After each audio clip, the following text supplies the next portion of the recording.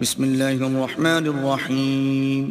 شروع اللہ کے نام سے جو بڑا مہربان نہایت رحم والا ہے۔ سورۃ انزلناها وفرضناها وانزلنا فيها آیات بینات لعلکم تذکرون۔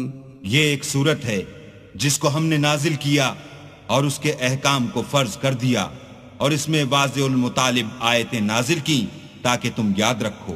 الزانیۃ والزانی فاجلدوا كل واحد منهما 100 جلدة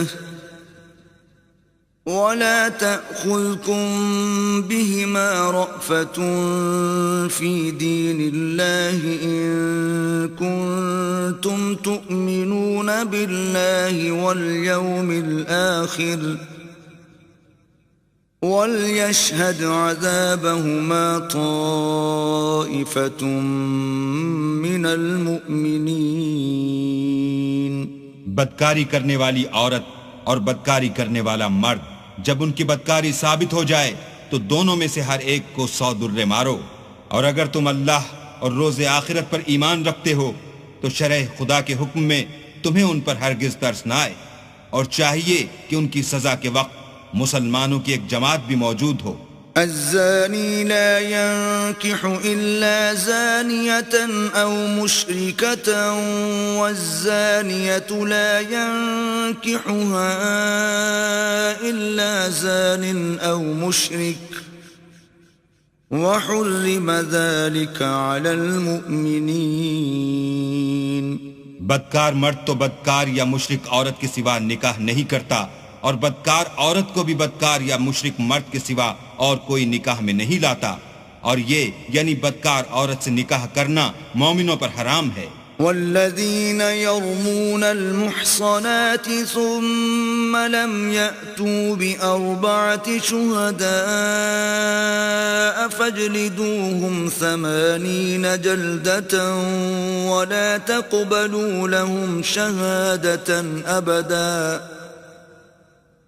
وَأُولَئِكَ هُمُ الْفَاسِقُونَ۔ اور جو لوگ پرہیزگار عورتوں کو بدکاری کا عیب لگائیں اور اس پر 4 گواہ نہ لائیں تو ان کو 80 درے مارو، اور کبھی ان کی شہادت قبول نہ کرو، اور یہی بدکردار ہیں۔ إِلَّا الَّذِينَ تَابُوا مِن بَعْدِ ذَلِكَ وَأَصْلَحُوا فَإِنَّ اللَّهَ غَفُورٌ رَّحِيمٌ۔ ہاں، جو اس کے بعد توبہ کر لیں اور اپنی حالت سنوار لیں تو اللہ بھی بخشنے والا مہربان ہے۔ والذین یرمون ازواجهم ولم یکن لهم شهداء الا انفسهم فشهادة احدهم 4 شهادات بالله انه لمن الصادقین۔ اور جو لوگ اپنی عورتوں پر بدکاری کی تہمت لگائیں اور خود ان کے سوا ان کے گواہ نہ ہوں تو ہر ایک کی شہادت یہ ہے کہ پہلے تو 4 بار اللہ کی قسم کھائے کہ بے شک وہ سچا ہے۔ والخامسة أن لعنة الله عليه إن كان من الكاذبين۔ اور 5ویں بار یہ کہے کہ اگر وہ جھوٹا ہو تو اس پر اللہ کی لعنت۔ وَيَدْرَأُ عَنْهَا الْعَذَابَ أَن تَشْهَدَ 4 شَهَادَاتٍ بِاللَّهِ إِنَّهُ لَمِنَ الْكَاذِبِينَ۔ اور عورت سے سزا کو یہ بات ٹال سکتی ہے کہ وہ پہلے 4 بار اللہ کی قسم کھائے کہ بے شک یہ جھوٹا ہے۔ والخامسة أن غضب الله عليها إن كان من الصادقين۔ اور 5ویں دفعہ یوں کہے کہ اگر یہ سچا ہو تو مجھ پر اللہ کا غضب نازل ہو۔ ولولا فضل الله عليكم ورحمته وأن الله تواب حكيم۔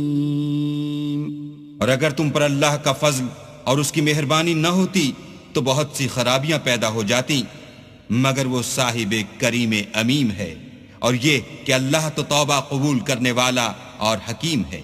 ان الذين جاءوا بالإفك عصبة منكم لا تحسبوه شرا لكم بل هو خير لكم لكل امرئ منهم ما اكتسب من الإثم والذي تولى كبره منهم له عذاب عظيم۔ جن لوگوں نے بہتان باندھا ہے تمہی میں سے ایک جماعت ہے، اس کو اپنے حق میں برا نہ سمجھنا بلکہ وہ تمہارے لیے اچھا ہے۔ ان میں سے جس شخص نے گناہ کا جتنا حصہ لیا اس کے لیے اتنا وبال ہے، اور جس نے ان میں سے اس بہتان کا بڑا بوجھ اٹھایا ہے اس کو بڑا عذاب ہوگا۔ لولا إذ سمعتموه ظن المؤمنون والمؤمنات بأنفسهم خيرا وقالوا هذا إفك مبين۔ جب تم نے وہ بات سنی تھی تو مومن مردوں اور عورتوں نے کیوں اپنے دلوں میں نیک گمان نہ کیا اور کیوں نہ کہا کہ یہ صریح طوفان ہے؟ لولا جاءوا عليه بأربعة شهداء فإذ لم يأتوا بالشهداء فأولئك عند الله هم الكاذبون۔ یہ افطرا پرداز اپنی بات کی تصدیق کے لیے 4 گواہ کیوں نہ لائے؟ تو جب یہ گواہ نہیں لا سکے تو اللہ کے نزدیک یہی جھوٹے ہیں۔ ولولا فضل الله عليكم ورحمته في الدنيا والآخرة لمسكم فيما أفضتم فيه عذاب عظيم۔ اور اگر دنیا اور آخرت میں تم پر اللہ کا فضل اور اس کی رحمت نہ ہوتی تو جس شغل میں تم منہمک تھے اس کی وجہ سے تم پر بڑا سخت عذاب نازل ہوتا۔ إذ تلقونه بألسنتكم وتقولون بأفواهكم ما ليس لكم به علم وتحسبونه